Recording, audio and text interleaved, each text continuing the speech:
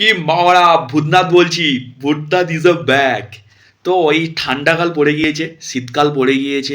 আর শীতকালের সব থেকে একটা বড় প্রবলেম, যারা বডি বিল্ডার হয়, ঠিক আছে, যারা জিমে যায় প্রতিদিন, যারা ওয়ার্কআউট করে, যারা ইয়োগা করে সকালে প্রতিদিন মর্নিংয়েতে, সব থেকে যারা প্রতিদিন এভরি ডে যারা জিমেতে যায় তাদের সমস্যা, ঠিক আছে। আমি তো ভাবি যে ভাই প্রতিদিন আমি জিমে যাই, কিন্তু আমার কোনো বডি টডি হয় না, ঠিক আছে, যেহেতু আমার কোনো বডি টডি নেই, দেখতেই পাচ্ছ। আমি তো প্রতিদিন কাজ করি, তাই না? তাই কাজ করতে করতে আমার বডি হয়ে যায়। সবাই জিমে গিয়ে বডি বানায়, আর আমি কাজ করতে করতে আমি বডি বানাচ্ছি। আসলে সকালবেলা এই ঠান্ডার সময় উঠতেও ভালো লাগে না। এই এখন যেমন এখন 10টার সময় উঠছি, উঠে ভাবছি একটুখানি জিম করবো, কিন্তু না ভাই, এখন আমাকে একটুখানি অফিসে চলে যেতে হবে, কাজে চলে যেতে হবে, ঠিক আছে। ভাই আমাদের এই ছেলেদেরই একটাই প্রবলেম ভাই, যারা বাড়িতে সবসময় থাকে তাদের এত কিন্তু প্রবলেম থাকে না, কিন্তু আমাদের ছেলেদের অনেক প্রবলেম।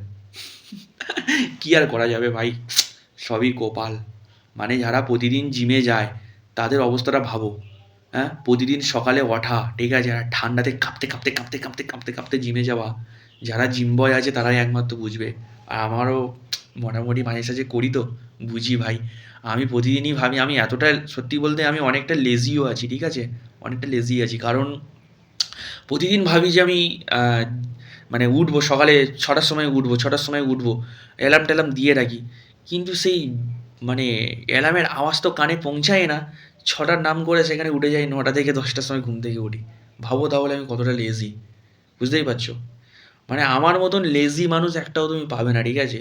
আমি যে এখন বসে আছি, কেউ যদি এসে আমাকে বলে যে তোকে খাইয়ে দেবো, খেয়ে নেবো, ঠিক আছে। কেউ যদি বলে যে তুই এখানে বসে থাক, আমি তোকে স্নান করিয়ে দেবো, তো আমি স্নান করে নেবো এখানে বসে বসেই, ঠিক আছে।